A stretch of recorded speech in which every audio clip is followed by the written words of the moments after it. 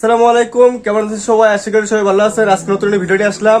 আপনারা গাপ্পি এবং মলি এগুলো হচ্ছে অটো ব্রিডার মাছ, এগুলোকে কিভাবে ব্রিডিং করবেন? আমরা তো সচরাচর দেখে থাকি ব্রিডিং করতে হলে ব্রিডিং বক্স বানাতে হয়, না হলে ন্যাচারালি হয়ে যায়। আমি একটি নতুন টিপস আপনাদের কাছে শেয়ার করব, অবশ্যই ভিডিওটি সম্পূর্ণ দেখার অনুরোধ রইল। প্রথমে যদি আমরা এখানে আসি তাহলে কিছু বয়ম দেখতে পারতেছেন। আপনারা হয়তো ভাবতেছেন এগুলো বয়ম এখানে কিসের জন্য?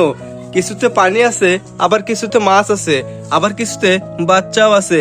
ঘটনা কি আমি আপনাদেরকে এই ঘটনাই বলবো। প্রথমে মলি দিয়ে শুরু করি। এখানে একটি ফিমেল মলি দেখতে পারতেছেন, টের পাওয়া যাচ্ছে কিনা। মলিটি আমি এই বয়মের ভিতরে রেখে ফেলছি, কারণ এটি একটু লোড হয়েছে।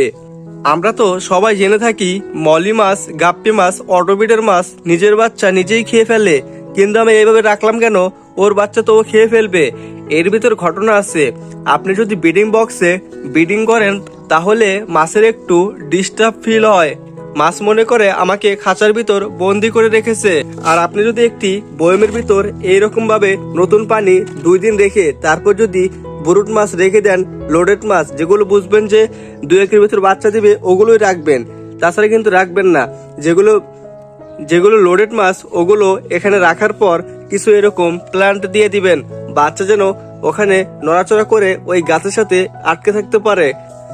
আর আপনাদেরকে একটা কথা বলে রাখি, গাপ্পি মাছ, মলি মাছ যেগুলো অটোবিডের মাছ, ওরা যখন বাচ্চা দেয় তখন ওদের পেটে এক প্রকার ব্যথা সৃষ্টি হয়। ওই ব্যথার কারণে তাদের বাচ্চা তারা খায় না। আর যদি বাচ্চা দেওয়ার 5-6 ঘন্টা পার হয়ে যায় তখন যদি আপনি আসেন, তখন 2-1টা বাচ্চা খেলেও খেতে পারে, কিন্তু সাধারণত ওদের বাচ্চা ওরা কমই খায়। আর বিশেষ করে অ্যালবেনো জাতির যেগুলো মাছ আছে, রেড মস্কো, ব্ল্যাক মস্কো, তারপরে অ্যালবিনো কই, এই মাছগুলো দেশি বাচ্চা খায়। তাছাড়া ডাম্বো মোজাইক, রেডটেল প্লাটিনাম এগুলো একটু কমই খায়। দেখেন এখানে আমার বাচ্চা দিছে, বোঝা যাচ্ছে কিনা 50টারও বেশি বাচ্চা দিছে। তাহলে একটি ফিমেল কয়টি বাচ্চা খাইছে? যাক, আমার একটি ফিমেল মাছ 50টি বাচ্চা দিবে, সেখানে 10টা উই খেয়ে ফেললো, সমস্যা নেই। 40টা তো অবশিষ্ট থাকলো, ওই 40টা দিয়ে আমি শুরু করব। এভাবে দিলে মাছ সুস্থ থাকে এবং সবল থাকে। আর আমার এই টিপসটি আপনারা অবলম্বন করবেন, তাহলে ভালো একটি ফলাফল পাবেন। আপনারা তো শুধু আমার ভিডিও দেখেই যাচ্ছেন, ভিডিওতে লাইকও করছেন না, সাবস্ক্রাইব এবং নোটিফিকেশনও করছেন না। অবশ্যই ভিডিওতে লাইক করে চ্যানেলটিকে সাবস্ক্রাইব করে দিন, অবশ্যই আমার নতুন নতুন ইউনিক ভিডিও দেখার জন্য।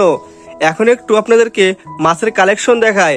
এখানে আছে আমার ফেন্সি কমেট, দেখেন কি সুন্দর, মাশাআল্লাহ মাশাআল্লাহ।